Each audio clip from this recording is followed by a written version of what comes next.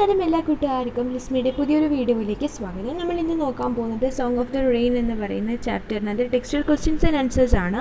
അതിനകത്ത് ആദ്യമായിട്ട് let's revisit and enjoy the poem, അതായത് പേജ് നമ്പർ 78 കുറച്ച് ക്വസ്റ്റ്യൻസ് എടുത്തിട്ടുണ്ട്.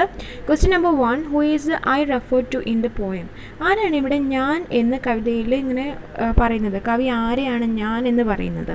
ശരിക്കും അത് കവിയല്ല അല്ലേ? Rain is I refer to in the poem. അപ്പം ഐ എന്ന് പറയുന്നത് റെയിൻ ആണ്, മഴത്തുള്ളിയാണ്. We know that. Second one, question 2, what does nature do with the silver threads? എന്താണ് പ്രകൃതി ആ ഒരു വെള്ളി നാര് കൊണ്ട് ചെയ്യുന്നത്? Nature takes the silver threads to decorate her fields and valleys. ആ ഒരു ഭൂമിയുടെ, അതായത് ഇതിൻ്റെ പച്ചപ്പും താഴ്വരകളും പാടവും ഒക്കെ ഭംഗിയാക്കാൻ, ഡെക്കറേറ്റ് ചെയ്യാൻ വേണ്ടിയിട്ടാണ് ആ സിൽവർ ത്രെഡ് ഉപയോഗിക്കുന്നത്. That is question number 2 answer. And question number 3, what is rain compare to? എന്തിനെയാണ് റെയിൻ കമ്പയർ ചെയ്യുന്നത്? റെയിൻ എന്തിനോടാണ് ഉപമിക്കുന്നത്? Rain is compared to a beautiful pearls plucked from the crown of Ishtar, the Babylonian goddess of love and war. അപ്പോൾ മഴ എന്ന് പറയുന്നത് ശരിക്കും പറഞ്ഞു കഴിഞ്ഞാൽ മഴത്തുള്ളികൾ മുത്തുമണികളോടാണ് ഉപമിക്കുന്നത്. Plucked from the crown of Ishtar, ഇഷ്ടാറിൻ്റെ കിരീടത്തിൽ നിന്ന് എടുത്തിട്ടുള്ള പറിച്ചെടുത്തിട്ടുള്ള മുത്തുമണികളോടാണ് ശരിക്കും ഇത് എന്ത് ചെയ്യുന്നത്, കമ്പയർ ചെയ്യുന്നത്. ദ ബാബിലോണിയൻ ഗോഡസ് ആണ്, ബാബിലോണിയക്കാരുടെ വിശ്വാസപ്രകാരമുള്ള സ്നേഹത്തിൻ്റെയും യുദ്ധത്തിൻ്റെയും ഒക്കെ ദേവതയാണ് ഇഷ്ടാർ എന്ന് പറയുന്നത്. സോ ആ ദേവതയുടെ കിരീടത്തിൽ നിന്ന് എടുത്തിട്ടുള്ള മുത്തുമണികളാണ്. Okay, number 4, question number 4, what could be the daughter of dawn? ആരാണ് ഡോട്ടർ ഓഫ് ഡോൺ എന്ന് പറയുന്നത്? അതായത് പുലരിയുടെ മകൾ എന്ന് പറയുന്നത് ആരെയാണ് എന്നാണ് ചോദിക്കുന്നത്. സൺറൈസ്, അറോറ, ഡേ ബ്രേക്ക്, ഏത് വേണമെങ്കിലും നിങ്ങൾക്ക് ആൻസർ ആയിട്ട് എഴുതാം. ഒന്ന് എഴുതിയാൽ മതി കേട്ടോ. സൺറൈസ് എന്ന് എഴുതിയാൽ മതി. അറോറ എന്ന് എഴുതുമ്പോൾ ഈ കുട്ടിക്ക് എന്തൊക്കെയോ അറിയാം എന്നുള്ളൊരു തോന്നൽ ടീച്ചേഴ്സ് ഉണ്ടാവും. അറോറ എന്ന് എഴുതിക്കോളൂ കേട്ടോ, പഠിച്ചു വെച്ചോളൂ. ഓക്കെ, ദെൻ വരുന്ന question number 5, comment on the expression when I cry the hills love. ഞാൻ കരയുമ്പോൾ മലകൾ ചിരിക്കും എന്നൊരു പ്രയോഗമുണ്ടല്ലോ, എന്താണ് അതുകൊണ്ട് ഉദ്ദേശിക്കുന്നത്? When the rain falls, the hills become happy as it gives them life. The word cry implies that rain falls as tears on the hills. ശരിക്കും ഇവിടെ ഉദ്ദേശിക്കുന്നത് എന്താണെന്ന് വെച്ച് കഴിഞ്ഞാൽ, മഴ പെയ്യുമ്പോൾ മലകൾക്കൊക്കെ സന്തോഷമാവുന്നു, അവയ്ക്കൊക്കെ ഒരു പുതുജീവൻ കിട്ടുന്നു എന്നാണ് ഉദ്ദേശിക്കുന്നത്. ഇവിടെ ക്രൈ എന്ന് പറയുന്നത് മഴ ഒരു കണ്ണുനീർത്തുള്ളി പോലെ വീഴുന്നു എന്നുള്ളതാണ്. And question number 6, how does the rain act as A Messenger of Mercy? എങ്ങനെയാണ് മഴ ഒരു കരുണയുടെ മെസ്സഞ്ചറായിട്ട്, സന്ദേശവാഹകയായിട്ട് വർത്തിക്കുന്നത് എങ്ങനെയാണ്? The rain quenches the thirst of the fields and unburdens the clouds. Okay, എന്ന് വെച്ച് കഴിഞ്ഞാൽ ഭൂമിയും ആകാശവും തമ്മിലുള്ള എന്താണ്, മെസ്സഞ്ചർ ഓഫ് ലവ് ആയിട്ട്, ഒരു ഹംസമായിട്ട് എന്ത് ചെയ്യുന്നുണ്ട്, മഴ എന്ത് ചെയ്യുന്നുണ്ട്, വർത്തിക്കുന്നുണ്ട്. അതായത് പാടത്തിൻ്റെ, ഈ ഭൂമിയുടെ ദാഹം തീർക്കുന്നതാണ്, സ്നേഹത്തിൻ്റെ ദാഹം തീർത്തു കൊടുക്കുന്നത് ശരിക്കും മഴയാണ് എന്നാണ് പറയുന്നത്. Okay, and question number 7, in what sense are the cloud and the field lovers? എന്ത് സെൻസിലാണ് മേഘവും പാടവും ലവേഴ്സ് ആണെന്ന് പറയുന്നത്? Answer, past fields wait for the rain for their existence. Fields love the clouds as they bring rain to them. എന്ന് വെച്ച് കഴിഞ്ഞാൽ അവർ രണ്ടുപേരും പരസ്പര പൂരകങ്ങളായിട്ട് നിലകൊള്ളുന്ന ആളുകളാണ്. ശരിക്കും ഫീൽഡിന് ജീവൻ കിട്ടണമെന്നുണ്ടെങ്കിൽ സ്നേഹം, ക്ലൗഡിൽ നിന്ന് മഴയായി സ്നേഹം എത്തണം അല്ലേ, ജീവവായു എത്തണം. സോ അതിനെ ഒരു പ്രേമമായിട്ട് കണക്കാക്കുകയാണ് കവി. Question number 8, what do the words cry and humble imply? എന്താണ് ക്രൈ എന്ന വേർഡും ഹംബിൾ എന്ന വേർഡും ഇംപ്ലൈ ചെയ്യുന്നത്? ആൻസർ നമുക്ക് പറയാം. Cry indicates that rain falls as tears on the hills. Humble indicates that rain falls gently and softly. Cry എന്ന് പറയുന്നത് മഴ കരച്ചിൽ പോലെ ഭൂമിയിലേക്ക് ആർത്തലച്ച് പെയ്യുന്നതിനെയും, ഹംബിൾ എന്ന് പറയുന്നത് വിനീതമായിട്ട് വളരെ സോഫ്റ്റായിട്ട് മഴ ചെറിയ ചാറ്റലായിട്ട് പെയ്യുന്നതിനെയാണ് സൂചിപ്പിക്കുന്നത്. Okay, and question number 9, who are the thirsty and the sick ones described in the 4th stanza? വളരെ ദാഹമാണ് അല്ലെങ്കിൽ വളരെ സിക്കായിട്ടുള്ളതാണ് എന്ന് 4ാമത്തെ സ്റ്റാൻസയിൽ ഡിസ്ക്രൈബ് ചെയ്യുന്നത് എന്തിനെയാണ്? The fields are the thirsty ones and the clouds are the sick ones. അപ്പം ശരിക്കും thirsty, ദാഹം ഉള്ളതാരാണ്? ശരിക്കും ഫീൽഡാണ്. സിക്കായത്, അസുഖമായിട്ട് നിൽക്കുന്നതാരാണ്? ക്ലൗഡാണ് അല്ലേ. Question number 10, I am like earth life, explain the comparison. അപ്പം ഞാൻ ജീവനാണ്, അതെന്ന് വെച്ചാൽ ഭൂമിയുടെ ജീവനാണ് എന്ന് പറയുന്നത് എന്തുകൊണ്ടാണ്? അങ്ങനെ ഒന്ന് കമ്പയർ ചെയ്യുന്നത് എന്തിനെയാണ് എന്ന് വെച്ച് കഴിഞ്ഞാൽ I am like earth life എന്ന് കമ്പയർ ചെയ്യുന്നത് എന്തിനെയാണ്? Please explain. Answer: it is referred to as earthly life because it has a beginning and comes to an end too. It begins at the sea as water, where a person ends up under the lifted wings of death.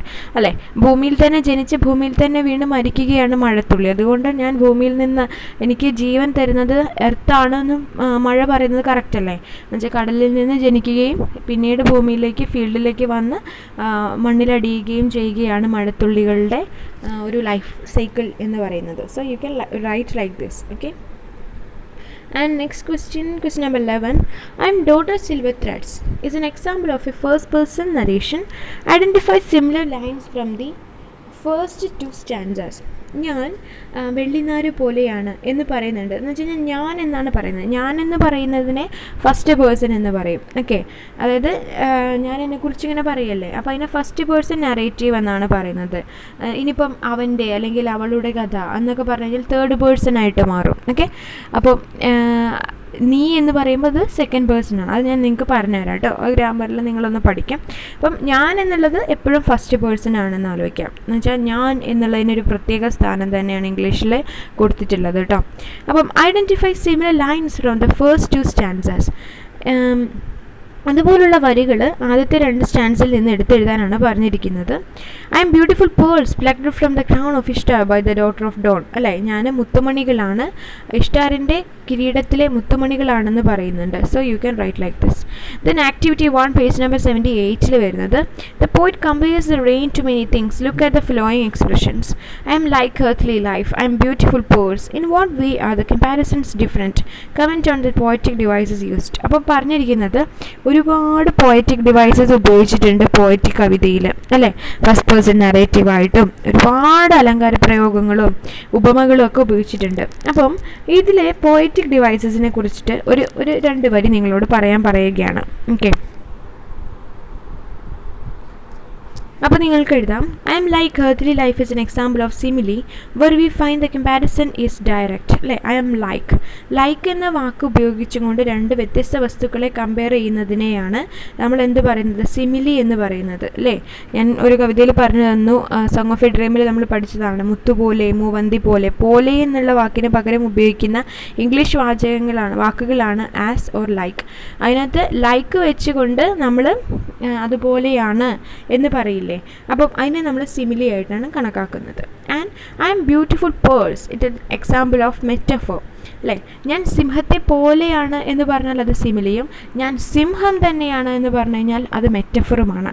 അപ്പം I am beautiful purse, ഞാൻ മുത്തുകളെ പോലെയാണെന്നല്ല ഇവിടെ പറഞ്ഞിരിക്കുന്നത്. ഇവിടെ എന്താ പറഞ്ഞിരിക്കുന്നത്, ഞാൻ beautiful purse, ഞാൻ മുത്തുകൾ തന്നെയാണ് എന്നാണ് പറഞ്ഞിരിക്കുന്നത്. അപ്പം it is an example for metaphor where we find an implied comparison. അപ്പം അതിനെപ്പറ്റി കൂടുതലായിട്ട് അറിയാൻ നിങ്ങൾ ആ സോങ് ഓഫ് എ ഡ്രീം എന്ന് പറയുന്ന പോയം ഒന്ന് വീഡിയോ ഉണ്ട്, അത് ജസ്റ്റ് ഒന്ന് കണ്ടാൽ മതി കേട്ടോ.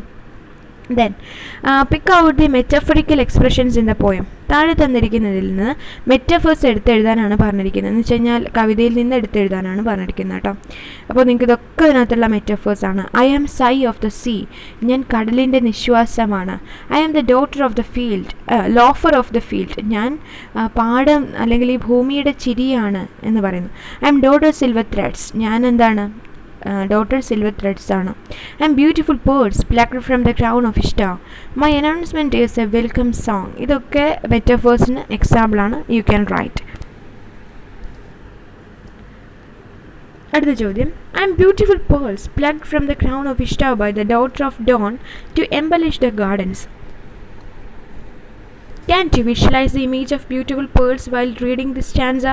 അപ്പോൾ പറയാണ്, ഈ ഒരു വരി ഇങ്ങനെ പറഞ്ഞാണ്, ഞാൻ മുത്തുമണികളാണ്, ഇഷ്ടാറിൻ്റെ ദേവതയുടെ കിരീടത്തിൽ നിന്നും പറിച്ചെടുത്തിട്ടുള്ള മുത്തുമണികളാണ് ഞാൻ എന്ന് പറയുമ്പോൾ നിങ്ങൾക്കതൊരു ചിത്രമായിട്ട് ഇങ്ങനെ മനസ്സിൽ വരുന്നില്ലേ? ഒരു മനോഹരിയായ ദേവതയുടെ കിരീടത്തിൽ നിന്നും പറിച്ചെടുക്കുന്ന മുത്തുകൾ, എന്നിട്ട് ആ മുത്തുകൾ താഴേക്ക് വീഴുകയും അത് മഴത്തുള്ളികളായിട്ട് വീണ് താഴെ പൊട്ടിച്ചിതറുന്നതൊക്കെ നിങ്ങൾക്കൊരു ചിത്രമായിട്ട് കാണാൻ പറ്റുന്നുണ്ട് ഇല്ലേ? Pick out other visual images in the poem. ഇതിനെയാണ് നമ്മൾ വിഷ്വൽ ഇമേജസ് എന്ന് പറയുന്നത്, വാക്മയ ചിത്രങ്ങൾ എന്ന് നമ്മൾ സോങ് ഓഫ് എ ഡ്രീം എന്ന് പറയുന്ന പോയം പഠിച്ചതാണ് അല്ലേ. അപ്പം ഇനി കവിതയിൽ നിന്നും എടുത്തെഴുതാനാണ് പറയുന്നത് കൂടുതൽ വിഷ്വൽ ഇമേജസ്. അപ്പം ആൻസർ എന്താ? I descend and embrace the flowers and the trees in a million little ways. I am beautiful pearls plucked from the crown of Ishtar. I am dot silver threads dropped from heaven by the gods. ഇതൊക്കെ എക്സാമ്പിളാണ് കേട്ടോ. നിങ്ങൾക്ക് ഇതൊക്കെ വായിക്കുമ്പോൾ ഒരു ചിത്രമായിട്ട് ഇങ്ങനെ മനസ്സിൽ വരുന്നുണ്ട്. അത്തരം വരികളെടുത്ത് എഴുതുക. ഓക്കെ, അടുത്ത ചോദ്യം. When I cry, the hills laugh. This line gives us an auditory image of crying and laughter. Pick out another auditory image from the poem. അപ്പം വാഗ്മയ ചിത്രങ്ങൾ അഥവാ വിഷ്വൽ ഇമേജസിനേക്കാളും പിന്നെയും ഉള്ളത് ഓഡിറ്ററി ഇമേജസ് ആണ്. നമ്മൾ ബാങ്ക് ദ ഡ്രം എന്ന പോയത്തിൽ പഠിച്ചു. Bank the drum little louder, all the world can hear, all the world can hear. അല്ലേ, അവിടെ ബാങ്ക് ദ ഡ്രം എന്ന് പറയുമ്പോൾ നമുക്ക് ആ പെരുമ്പറ മുഴങ്ങുന്ന ഒരു ഫീൽ നമുക്ക് കിട്ടുന്നുണ്ട്. അപ്പോൾ ഇതുപോലെ വരികൾ കൊണ്ട് നമുക്ക് ശബ്ദവും ഉണ്ടാക്കാൻ സാധിക്കും. അത്തരം ഇമേജസിനെയാണ് ഓഡിറ്ററി ഇമേജസ്, കേൾക്കാൻ കഴിയുന്ന ചിത്രങ്ങൾ എന്ന് നമ്മൾ പറയുന്നത്. ഓക്കെ, അപ്പോൾ ഇവിടെ വെൻ ഐ ക്രൈ, ഞാൻ കരയുമ്പോൾ മലകൾ ചിരിക്കും. അവിടെ കരച്ചിലും ചിരിയും അതിൻ്റെ ശബ്ദം നമുക്കിങ്ങനെ മനസ്സിലൂടെ ഓടി വരും. അപ്പം ഇത്തരത്തിലെ ഓഡിറ്ററി ഇമേജസ് കവിതയിലുണ്ടോ എന്ന് നോക്കുക, എടുത്തെഴുതുക. ഞാൻ കുറച്ചെണ്ണം എടുത്തെഴുതിയിട്ടുണ്ട്. The voice of thunder declares my arrival. അതായത് വോയിസ് ഓഫ് തണ്ടർ, ഇടിനാദം എൻ്റെ വരവിനെ സൂചിപ്പിക്കുന്നു. The laughter of the field, അതുപോലെ തന്നെ ഭൂമിയുടെ പൊട്ടിച്ചിരി. Sighs from the deep sea of affection, അല്ലേ, എന്ന് വെച്ചാൽ കടലിൻ്റെ നിശ്വാസം. അപ്പോൾ അതൊരു ദീർഘനിശ്വാസം അയക്കുന്നതായിട്ട് നമുക്കിങ്ങനെ മനസ്സിലിങ്ങനെ വരും, അല്ലേ. അതൊരു ഓഡിറ്ററി ഇമേജാണ്. കൂട്ടുകാർക്ക് മനസ്സിലായില്ലേ? ഇനി അടുത്തത്, describe the arrival and departure of rain quoting the relevant lines. What effects do they create in the poem. അപ്പം അറൈവലും മഴയുടെ വരവും പോക്കും ഒക്കെ പല രീതിയിൽ ഡിസ്ക്രൈബ് ചെയ്തിട്ടുണ്ട് കവിതയിൽ. അതെന്ത് എഫക്റ്റാണ് നിങ്ങൾക്ക് ഉണ്ടാക്കുന്നത്? അപ്പോൾ നമുക്ക് എഴുതാം. We can hear the voice of thunder declaring the arrival of rain and we can also see the rainbow announcing the departure of rain from the earth. അപ്പം ഭൂമിയിൽ നിന്ന് ഭൂമിയിലേക്ക് മഴ വരുന്നത് എങ്ങനെയാണ്? ഇടിനാദം കൊണ്ടാണ്, അല്ലേ. പക്ഷെ തിരിച്ചു പോകുന്നത് എങ്ങനെയാണ്? മഴവില്ല് ഭൂമിയിലേക്ക് തന്നിട്ടാണ്. അപ്പം ഈ ഒരു എഫക്റ്റ് നമുക്ക് ഉണ്ടാക്കുന്നത് എങ്ങനെയാണെന്ന് വെച്ച് കഴിഞ്ഞാൽ നമുക്ക് ഭയങ്കരമായിട്ട് these lines give an auditory as well as a visual image to the poem. അപ്പോൾ ആദ്യത്തേത് തണ്ടറാണ്, ഇടിമുഴക്കം, അതൊരു ഓഡിറ്ററി ഇമേജാണ്. പക്ഷെ മഴവില്ലോ, നമുക്കൊരു മഴവില്ല് ഇങ്ങനെ വരുന്നത് ഒരു വിഷ്വൽ ഇമേജായിട്ട് കാണാൻ സാധിക്കും. അപ്പം it is a auditory image as well as a visual image to the poem. ഇങ്ങനെയാണ് കേട്ടോ കവിതകളൊക്കെ എഴുതുമ്പോൾ നിങ്ങൾ ശ്രദ്ധിക്കണം. ഇതുപോലെ ഓഡിറ്ററി ഇമേജസും വിഷ്വൽ ഇമേജസും ഒക്കെ ഉൾപ്പെടുത്തിക്കൊണ്ട് വേണം കവിതകളൊക്കെ എഴുതാൻ കേട്ടോ. Then I touched gently at the windows with my soft fingers.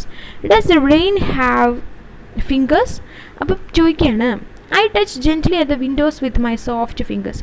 ഞാൻ എൻ്റെ മൃദുലമായ കൈകൾ കൊണ്ട് ജനലഴികളെ ഇങ്ങനെ തൊട്ടു. അപ്പോൾ നിങ്ങൾ ആലോചിക്കുന്നുണ്ടാവും, മഴയ്ക്ക് കൈകളുണ്ടോ? അപ്പോൾ അവിടെ എന്തോ ഒരു സാധനം ഉപയോഗിച്ചിട്ടുണ്ടല്ലോ, എന്തോ ഒരു പോയറ്റിക് ഡിവൈസ്. നിങ്ങൾക്കറിയാം, it is an example of personification. Exactly എന്ന് വെച്ച് കഴിഞ്ഞാൽ മനുഷ്യന്മാരുടെ ഗുണങ്ങൾ മനുഷ്യന്മാരല്ലാത്ത അജൈവികമെന്ന് നമ്മൾ കരുതുന്ന കാര്യങ്ങൾക്ക് നമ്മൾ കൊടുക്കുന്നത്, അനിമൽ അല്ലാത്ത ആളുകൾക്ക് അത്തരം കഴിവുകളുണ്ടെന്ന് നമ്മൾ പറയുന്നതിനെയാണ് നമ്മൾ ശരിക്കും പറഞ്ഞു കഴിഞ്ഞാൽ പേഴ്സോണിഫിക്കേഷൻ എന്ന് പറയുന്നത്, അല്ലേ. മഴയുടെ കൈകൾ എന്ന് പറഞ്ഞാൽ മഴയ്ക്ക് കൈയില്ല, പക്ഷെ മഴയ്ക്ക് കൈ ഉള്ളതുപോലെ നമ്മളും ജനലഴി പിടിക്കുന്നത് പോലെ മഴയും പിടിക്കുന്നു എന്ന് നമ്മളിങ്ങനെ പറയുന്നു, അല്ലേ.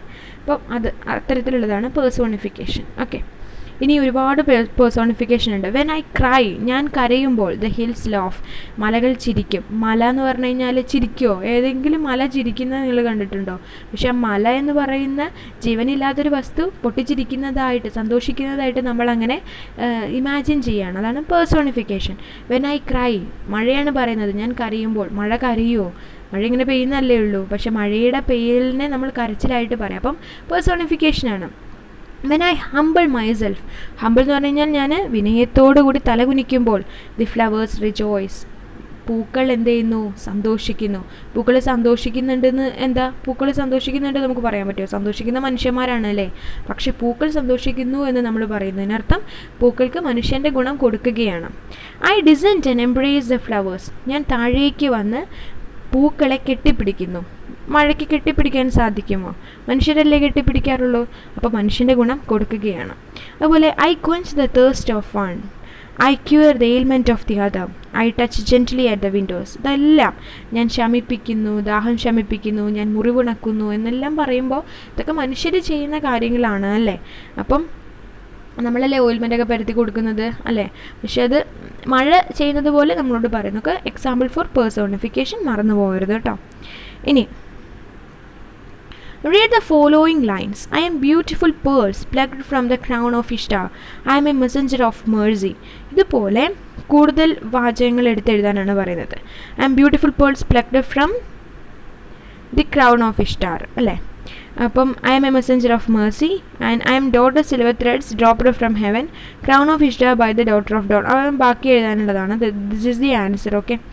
And അടുത്തത് match the lines in the poem with their meanings. Tears from the dash, heaven sheds tears. അപ്പം ആൻസേഴ്സ് നിങ്ങൾ എടുത്തെഴുതുക. Okay. tears from the endless heaven of memories. Meaning എന്താണെന്ന് ഇവിടെ കൊടുത്തിട്ടുണ്ട്. ഓക്കെ. അപ്പം you can write from this table answer. Okay. We got this table from HS Live. Then I think all of you got this.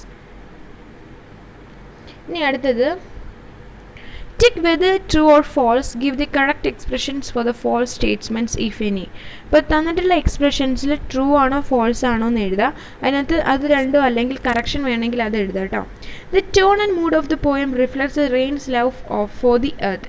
ആ കവിതയുടെ ട്യൂണും ആ കവിതയുടെ ഒരു മൂഡും ഒക്കെ നമുക്ക് റിഫ്ലക്റ്റ് ചെയ്ത് തരുന്നത് ഭൂമിയോടുള്ള മഴയുടെ സ്നേഹത്തെക്കുറിച്ചാണ്. True or false? Exactly true ആണ് അല്ലേ? The rain has a beginning and an end like all living things. ശരിക്കും മഴയ്ക്കും ഒരു ബിഗിനിങ്ങും എൻഡും ഉണ്ട് എന്ന് പറയുന്നു. True or false? ദെൻ മൂന്നാമത്തേത് I descend and embrace a flowers is an example of a metaphor. ഞാൻ താഴേക്ക് വരുന്നു എന്നിട്ട് ഫ്ലവേഴ്സിനെ എംബ്രേസ് ചെയ്യുന്നു എന്നുള്ളത് ഒരു മെറ്റഫറിന് എക്സാമ്പിളാണ്. ആണോ? അപ്പോൾ നമുക്ക് ഓരോന്നിൻ്റെ ആൻസർ നോക്കാം. The tune and mood of the poem reflects the rain's love for the earth. Correct അല്ലേ? ട്രൂ ആണ് അല്ലേ?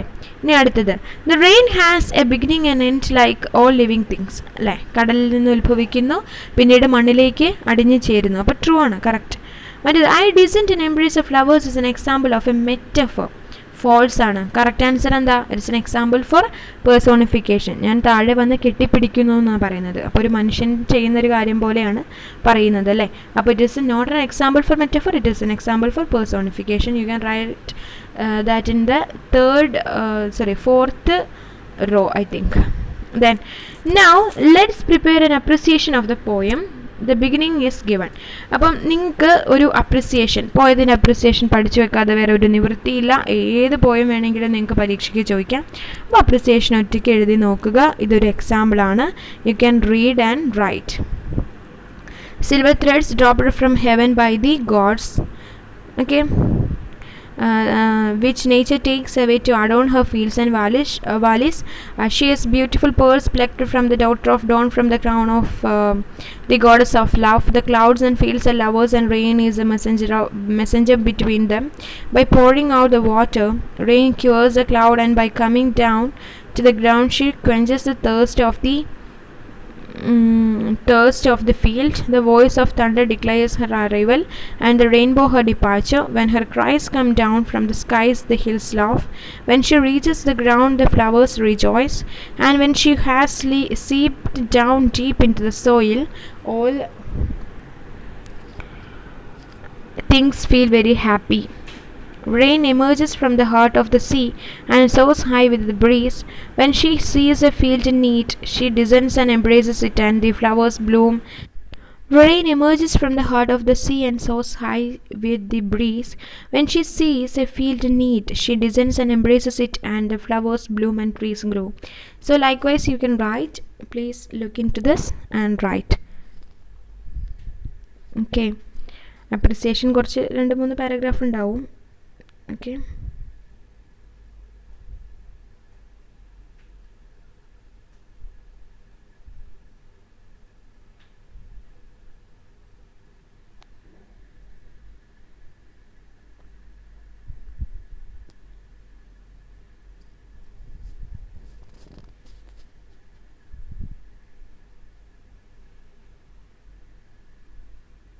Okay, then some of the additional questions. I think you can read and write. Okay, ഞാൻ വായിക്കുന്നില്ല. കുറച്ച് additional questions ആണ്, അതിൻ്റെ answers ആണ്. Okay.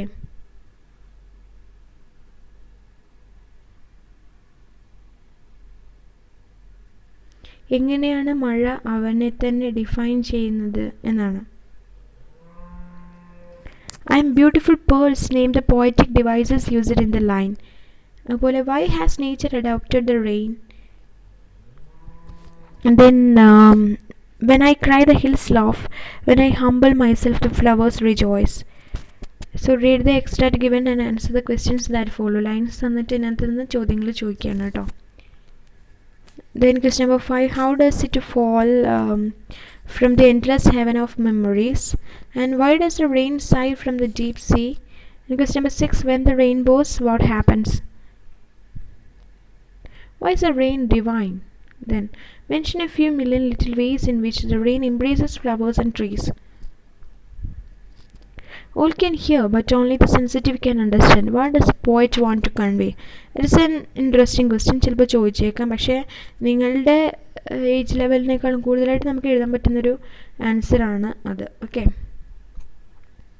Then question number 10, notice imagery built around sigh of the sea, laughter of the field, and tears of heaven. Explain the three expressions in the context of rain. So this is the answer for that.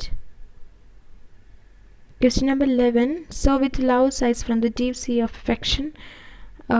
Then explain the ending of the song. സോങ്ങിൻ്റെ അവസാനം നിങ്ങളൊന്ന് explain ചെയ്യാനാണ് പറയുന്നത്. Then how is the rain compared to the silver threads and beautiful pearls? Question number 12. Then question number 13, describe the various images, movement and sounds of the rain. How is the rain associated with the various objects of the earth and the emotions of human beings?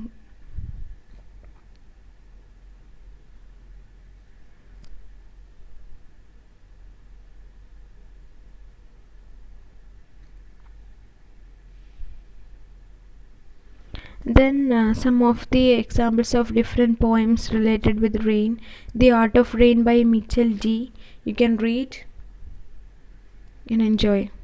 Then second one, Rainfall by S. Arun Kumar.